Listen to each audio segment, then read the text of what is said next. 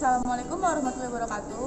Kami dari kelompok 1 hari ini akan melakukan observasi mengenai kualitas pelayanan di MRT Jakarta. Ikutin kami yuk.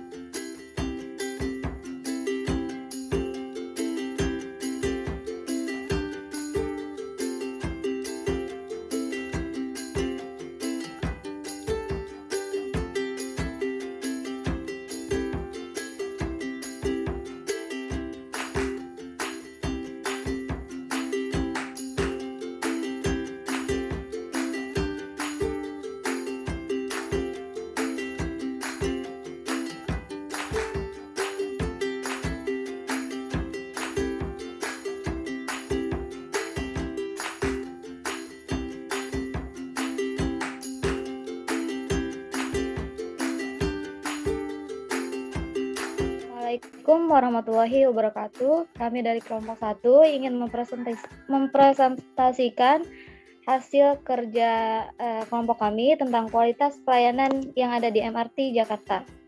Anggota kelompok kami terdiri dari Arsyatri Ananda, Glenn Abdillah Wibisono, Hairiyah, Salsabila Safa, Suci Ramadanti, dan Wulan.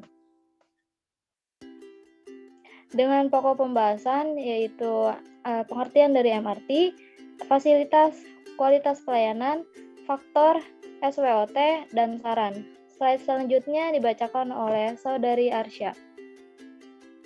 Baik, terima kasih Saudara Salsa. MRT, apa itu MRT? MRT atau Mass Rapid Transit merupakan sistem transportasi rel angkutan cepat di Jakarta. Proses pembangunan moda transportasi ini dimulai pada tahun 2013. Tahun pertama layanan MRT Jakarta dioperasikan pada tanggal 24 Maret 2019, sehingga menjadikannya layanan moda raya terpadu pertama yang beroperasi di Indonesia. Untuk materi selanjutnya akan dijelaskan oleh Saudara Glenn. Untuk Saudara Glenn dipersilakan. Baik, terima kasih. Untuk materi berikutnya adalah fasilitas yang terdapat di stasiun MRT.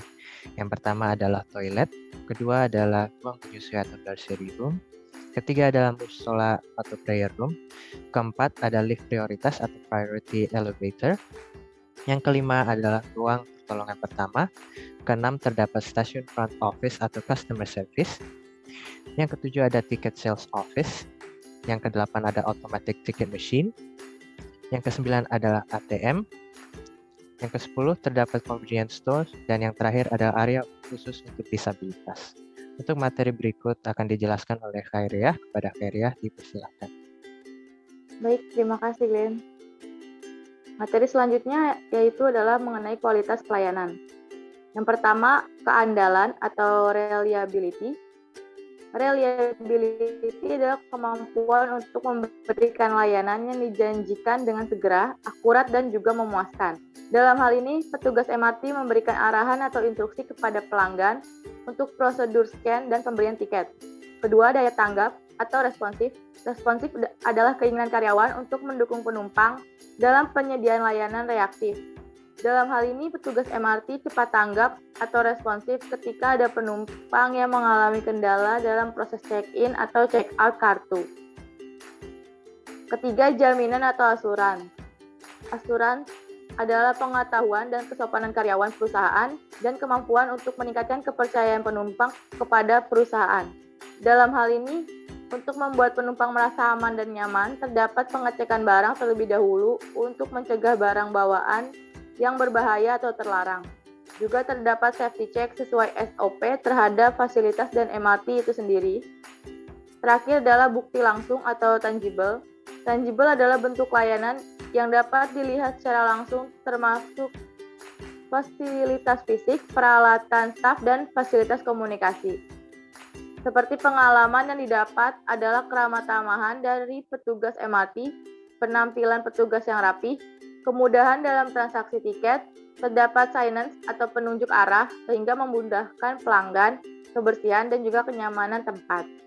Untuk materi selanjutnya akan disampaikan oleh rekan saya Salsa. Untuk Salsa dipersilakan. Baik, terima kasih Airi. Faktor yang mempengaruhi kualitas pelayanan pada MRT yaitu yang pertama sikap, perilaku, dan penampilan karyawan atau attitude appearance. Karena sikap merupakan first impression yang pertama dilihat oleh penumpang yang akan menaiki MRT. Yang kedua, kemampuan karyawan dalam memberikan pelayanan yang optimal dengan cepat dan akurat.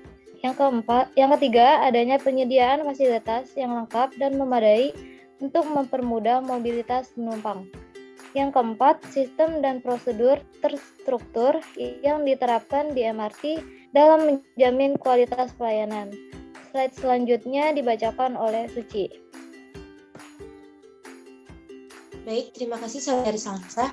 Untuk materi selanjutnya yaitu adalah analisis SWOT. Yang pertama yaitu ada strengths. Satu, strengths-nya yaitu adalah tepat waktu dan cepat dibanding moda transportasi umum lainnya. Lalu yang kedua, fasilitas yang lengkap. Yang ketiga yaitu pelayanan yang ramah dan responsif. Yang keempat, kebersihan dan kenyamanan tempat. Yang kelima, kemudahan akses. Lalu ada weakness. Yang pertama yaitu cakupan rute belum seluruhnya terakses di wilayah Jakarta. Yang kedua, tarif relatif mahal. Yang ketiga, belum terintegrasi dengan semua moda transportasi. Yang keempat yaitu sensor scan yang masih kurang responsif. Yang kelima yaitu utilitas yang belum lengkap. Yang keenam yaitu pendapat MRT Jakarta yang sebagian besar hanya mengandalkan penjualan tiket. Lalu ada opportunity, yaitu yang pertama target penumpang akan terus bertambah. Yang kedua terdapat pengembangan jaringan MRT yang menghubungkan seluruh Jakarta. Yang ketiga yaitu kota Jakarta merupakan kota dengan mobilitas masyarakat tinggi. Yang keempat yaitu adanya potensi penambahan rute yang menghubungkan seluruh daerah Jakarta. Lalu yang terakhir yaitu ada threat. Yang pertama, moda transportasi umum lain yang mempunyai aksesibilitas dan cakupan lebih baik dan terjangkau. Lalu masyarakat lebih suka menggunakan kendaraan pribadi mereka. Untuk materi selanjutnya akan disampaikan oleh Saudari Wulan. Untuk Saudari Wulan, dipersilakan. Selanjutnya yaitu saran. Yang pertama, penyediaan sistem sensor tiket MRT yang lebih responsif sehingga tidak menghambat alur proses check-in maupun check-out. Yang kedua yaitu melengkapi utilitas seperti tempat sampah di setiap sudut, tali pembatas agar antrian lebih teratur. Yang ketiga, penyediaan lebih banyak petugas lapangan, dan yang terakhir yaitu penambahan eskalator 2 arah sehingga dapat memudahkan mobilitas penumpang. Sekian dari saya, selanjutnya saya kembalikan kepada moderator. Baik, terima kasih Saudari Wulan. Sekian presentasi dari kelompok 1, kurang lebihnya mohon maaf. Wassalamualaikum warahmatullahi wabarakatuh.